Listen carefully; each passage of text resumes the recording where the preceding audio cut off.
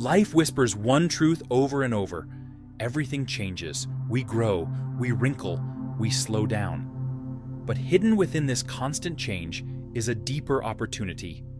To age well is not just to add years, it is to add life to those years.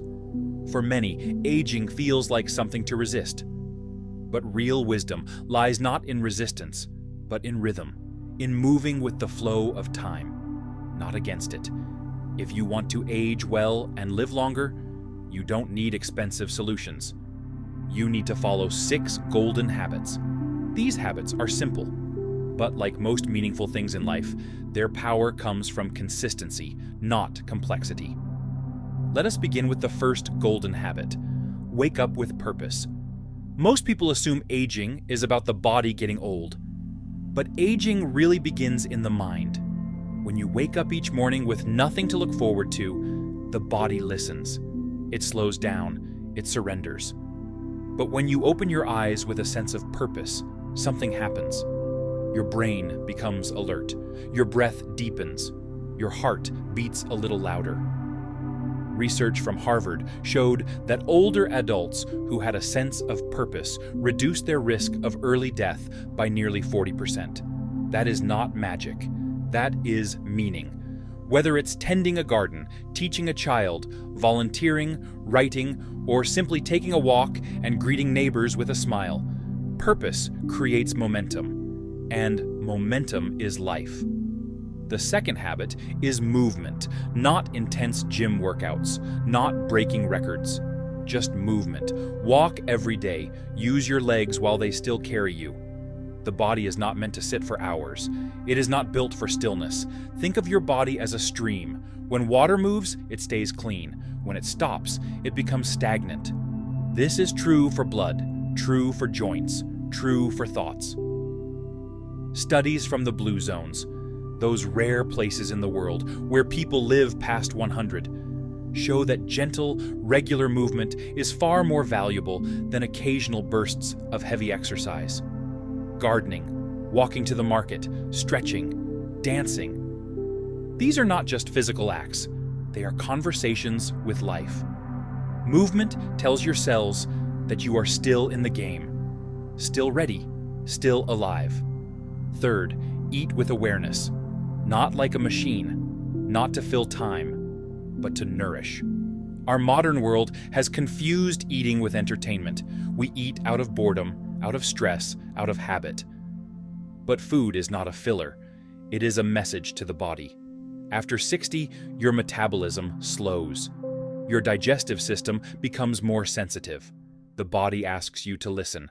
Whole foods, natural colors, fiber, protein, less sugar, less salt, water, not soda, tea, not alcohol.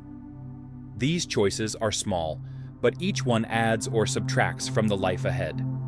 The Okinawans have a habit called hara hachi bu. Eat until you're 80% full. It teaches restraint. It teaches gratitude. In a world that wants more, wisdom often lives in less. Now the fourth habit might surprise you. Sleep, yes, but with caution after 60, especially daytime naps. Many believe naps are harmless. Some even feel proud of them. But the truth is more complex. After 60, your nighttime sleep can become lighter, more fragmented. When you take long daytime naps, especially in the afternoon, your body's natural rhythm becomes confused. Melatonin, the sleep hormone, starts behaving unpredictably. According to a study published in the journal Sleep Health, older adults who nap more than 30 minutes during the day show increased risks of cognitive decline. Their memory suffers, their alertness fades, their mood dips. The key here is not to avoid rest, but to rest wisely. A short nap, maybe 10 or 15 minutes right after lunch, can be refreshing. But anything longer steals from your night, and without deep sleep at night, your brain cannot clean itself. Yes, the brain literally cleans itself during sleep. It flushes out toxins, reorganizes memories, restores clarity. So, do not let daytime naps steal that from you. If you feel tired during the day, consider light movement. Sunlight, music, hydration. These might lift you without disturbing your rhythm. The fifth habit is connection. Loneliness is not just painful, it is deadly.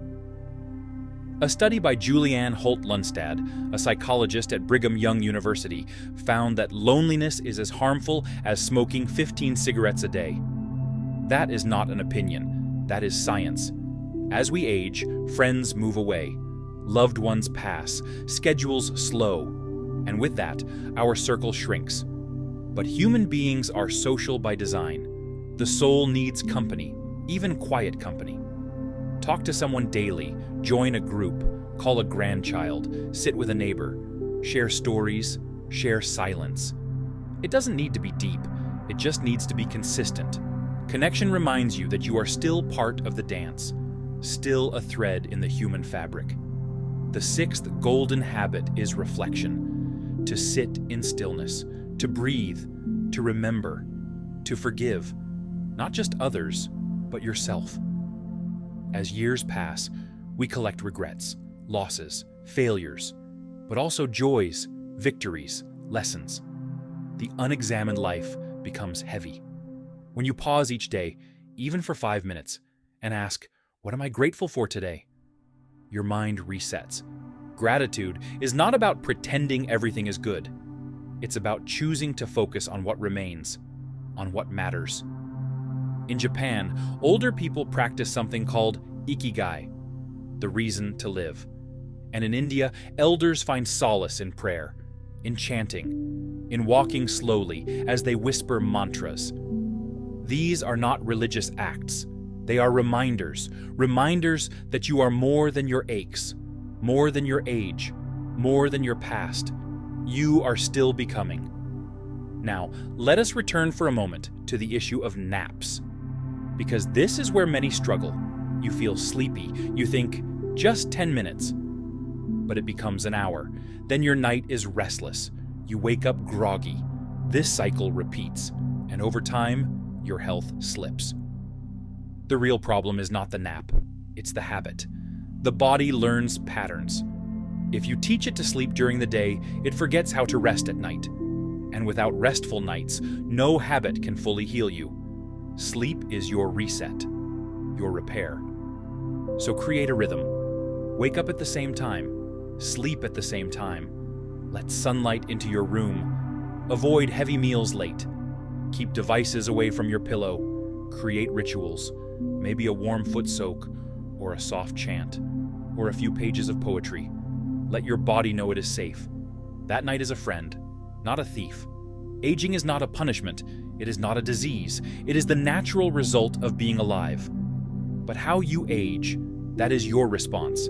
That is your part. You are not powerless. You are a participant. And these 6 habits are your tools. Purpose, movement, mindful eating, smart sleep, connection, reflection. You don't need all of them to be perfect. You need them to be regular, to be honest, to be yours. And if you falter, if you forget one day, remember this: life is not a straight line. It is a spiral. You may come back to the same lesson, but with a deeper understanding, with more grace, with more peace. That is aging well, not escaping time, but making peace with it. Living each day with presence, with meaning, with heart. So the next time someone asks, "How do I live longer?" you can answer, "You don't chase time, you honor it." And you honor it through small acts, through gentle choices, through daily rituals that say, "I am still here, I am still becoming." Do not wait for a perfect day. Begin now, with one step, one breath, one smile. Aging is not the end of youth. It is the beginning of wisdom. And with these 6 golden habits, you don't just add years to your life. You add life to your years. And in the end, that is the only legacy that matters.